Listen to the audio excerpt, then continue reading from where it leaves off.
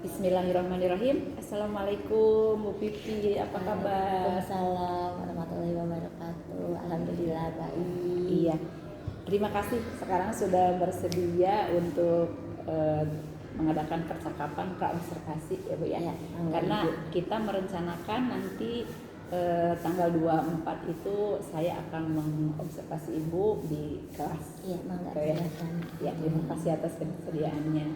Nah, untuk observasi nanti tuh Bu ya, untuk proses pembelajaran di kelas Ibu nanti, kira-kira apa Bu tujuan dari pembelajaran yang akan Ibu capai itu? Nah, untuk hari Rabu nanti itu kan kita udah mendekati akhir-akhir mau PAS ya Bu ya. Iya. Jadi di sini kalau mau akhir PAS biasanya kan kalau untuk keterampilan dengan pengolahan sudah selesai. Sekarang tinggal tema selanjutnya adalah materi budidaya. Nah, untuk materi budidaya ini biasanya budidaya kan kita harus menyiapkan media tanam. Nah, kalau misalkan ingin menyiapkan media tanamnya dengan cara membeli, kita pasti akan membutuhkan biaya cukup banyak. Tetapi karena di sini aset di SMA Sumber ini sangat banyak, kemudian banyak sekali daun-daun kering yang melimpah. Nah, dari situlah saya akan membuat media pembelajaran atau misalnya membuat praktik, yaitu tujuan pembelajarannya yaitu mencoba supaya siswa dapat membuat kompos dengan bantuan mol nasi bekas secara tepat gitu.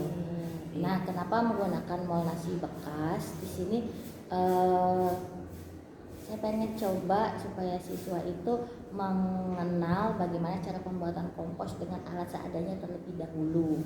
Nanti kalau misalnya mereka sudah mengenal, mereka sudah mempraktekkan, baru kita coba dengan metode-metode lainnya sehingga siswa ini memiliki kemampuan, oh iya, saya ini bisa loh bikin kompos secara sederhana dengan seadanya, jadi mereka bisa mempraktekkan di rumah juga.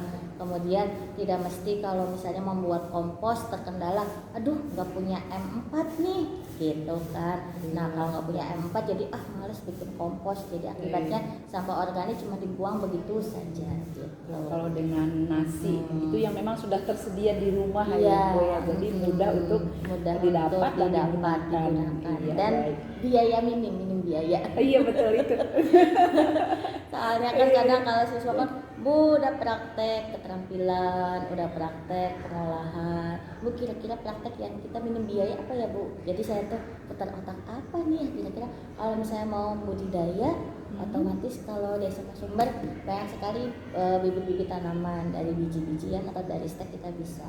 Tetapi kalau untuk media tanamnya ini masih minim, kadang kalau untuk pupuk atau apa, nah kita coba untuk membuat sendiri. Seperti itu. Biasa tujuannya bagus sekali ya Bu ya, kita Iya. bisa mengolah sampah, jadi biar anak bisa mengolah Iya, sampah betul. menjadi kompos.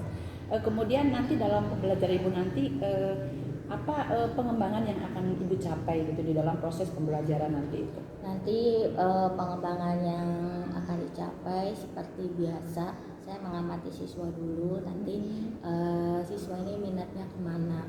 Nah, dari pengamatan tersebut kan di PKWU ada 3 tema nih, ada 3 tema.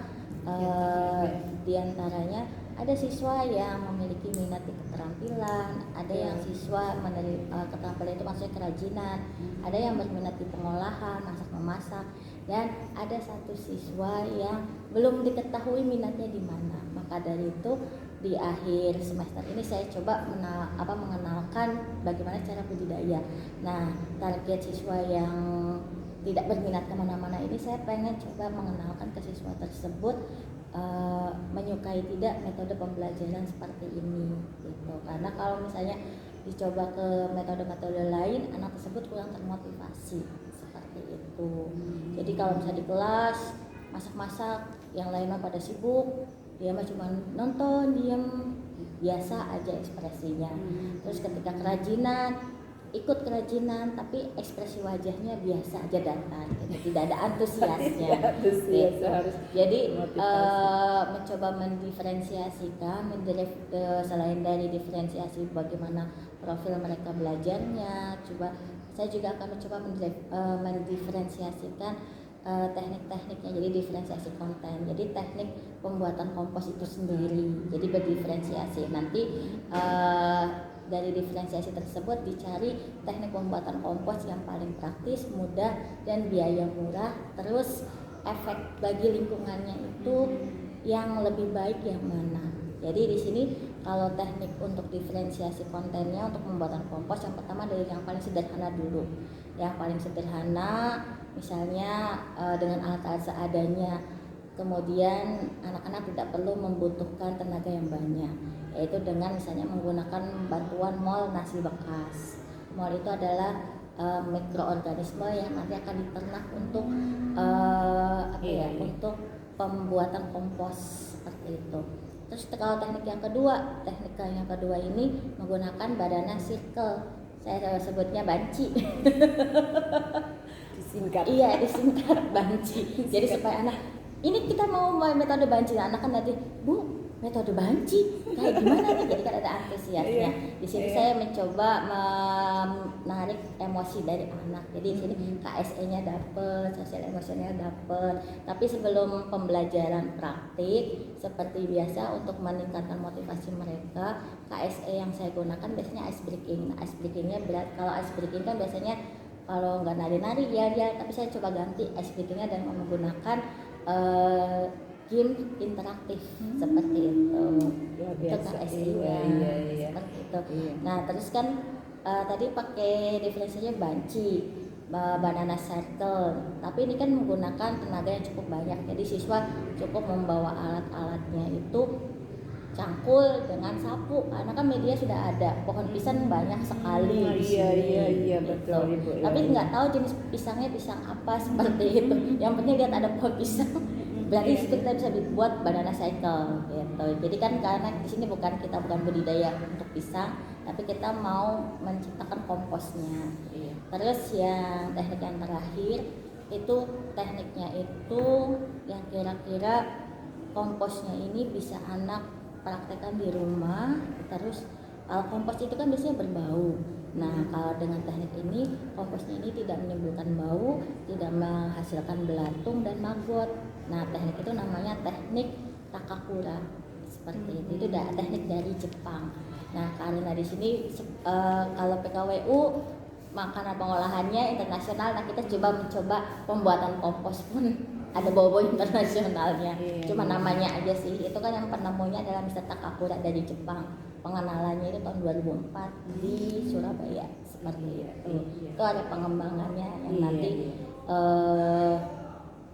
akan coba dipraktekkan oleh anak-anak seperti itu. Nanti dicari yang terbaiknya yang mana. Nanti kita akan mencoba melakukan yang terbaik. Nanti bisa dijadikan sebagai teknik andalan kita untuk membuat kompos gitu. Jadi ini merupakan trial dan errornya seperti itu. Lalu dalam pembelajaran nanti ada strategi, metode atau pendekatan seperti apa itu yang akan Ibu laksanakan agar tujuan pembelajaran itu tercapai gitu untuk siswa. Nah kalau strategi yang dipersiapkan seperti biasa, kita menyiapkan RPP dulu, RPP pembelajaran, terus itu selain itu juga media-medianya. Nanti kan kalau media pembelajaran seperti alat dan bahan itu disampaikan ke siswa 1 hari sebelumnya supaya mereka menyiapkan. Jadi tidak dadak pokoknya hari ini praktek, kan itu kan sangat bukan 1 hari sebelumnya ya. Biasanya saya ngasih taunya di minggu sebelumnya tuh, pertemuan sebelumnya. Seminggu sebelum pertemuan sebelumnya, misalnya minggu depan besok kita praktek pembuatan kompos nih. Ini alat dan bahan yang nanti akan kalian bawa. Jadi ketika praktek hari ini kita praktek, anak-anak sudah siap gitu. Jadi sudah menyiapkan. Sudah ready semua gitu. Terus itu nanti lokasinya karena di kita sangat luas, tapi walaupun luas, kita ambil lokasinya itu jauh dari ruang belajar siswa. Jadi di pojok sana, di pojok lapangan, di hutan jati. Iya. Itu kan banyak pohon jati. Paling ujung. Saking luasnya. Kita ada 3 hektar loh Bu. Jadi kita tuh sekolah terluas di Jabar kalau nggak salah. Iya, jadi kita bisa bebas mengembangkan dengan metode apa. Nanti metodenya Apa itu? Kalau metodenya seperti biasa metode unjuk kerja atau metode praktik. Iya, Nah, iya, tapi di sini juga sebelumnya saya menggunakan metode demonstrasi dulu ke anak. iya. Jadi ke anak memberitahu dulu ini loh cara awalnya seperti ini, tapi mendemonstrasikan yang praktek bukan saya, yang praktek siswa. Jadi saya hanya memberikan petunjuk aja. Ini ada siswa yang mendemonstrasikan, nanti kelompok yang lain memperhatikan, kemudian nanti kalau siswa ini sudah selesai baru kelompok lain praktek seperti itu. Tapi tetap seperti biasa yang dilihat adalah unjuk kerjanya. Iya. Gitu. Nah, kira-kira kapan Bu kita pembelajaran ini akan dilaksanakan? Pembelajarannya mulainya hari Rabu. Hari Rabu tanggal 24 Mei di kelas. di kelas kebetulan yang kita di jam sudah mulai masuk ke budidaya itu di kelas IPS 3. Nanti kita ke kelas IPS 3. Baik Bu, nih saya semakin penasaran ini, pengen lihat bagaimana proses pembuatan dari kompos itu Ibu ya. Baik Ibu, kira-kira dari percakapan kita sekarang ini nih, kira-kira apa yang Ibu dapat gitu? Dari percakapan di sini pertama yang saya dapatkan, oh iya kalau misalnya untuk membuat misalnya pembelajaran gitu kan harus dikemukakan dulu strateginya, medianya, tekniknya. Jadi kan ketika prakteknya kita tidak ujuk-ujuk di tengah jalan punya ide nanti besok praktek ini ya gitu kan, enggak, tapi kan kita terencana. Dari terencana ini berarti kita bisa tahu nanti rencana tindak lanjutnya seperti apa. Terus kan kita berarti dari pembicaraan praobservasi ini, oh iya kita itu harus memiliki 2 plan, ada plan A, plan B seperti itu. Misalkan kalau misalnya siswanya lupa, terkadang kan ada kalau untuk anak IPS itu ada IPS yang rajin, ada IPS yang sukar sekali termotivasi. Kalau yang sukar sekali termotivasi biasanya Bu lupa ini lupa itu. Nah di situ kan kita harus menggunakan plan B supaya pembelajaran cepat berjalan, tetap berjalan dan kita misalnya anak ngebawa alat-alat praktek jadi nggak praktek enggak. Tapi kita tetap mutar strategi, harus memiliki strategi. Misalnya apa nih harus dilakukan misalnya ketika anak-anak tidak membawa alat-alat dan bahan gitu kan. Nah, misalnya kalau ini kan anak-anak bawa nasi bekas atau apa seperti itu. Misalkan di kelas tersebut tidak membawa, ternyata ada nih di kelas sebelumnya ini sudah pernah praktek gitu kan, ada nasi sisanya. Nah, itu kan bisa. Itu kan cuma nasi sisa aja.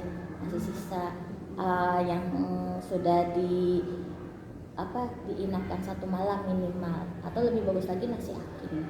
Tapi kalau misalnya nasi aking itu efeknya ke anak nanti baunya tidak sedap Bu. Jadi ada misalnya ada anak yang bisa muntah-muntah atau apa kan, model-model anak zaman sekarang kan belum pernah ada dagangan Bu. Jadi kalau beda zaman iya, ya. kalau misalnya PKWU dengan saya pasti anak itu diajak ke dagangan. Kalau nggak kotor-kotoran di keterampilan kan waktu itu bikin pakaian dari plastik tapi kan nggak begitu kotor-kotoran jadi nggak masalah.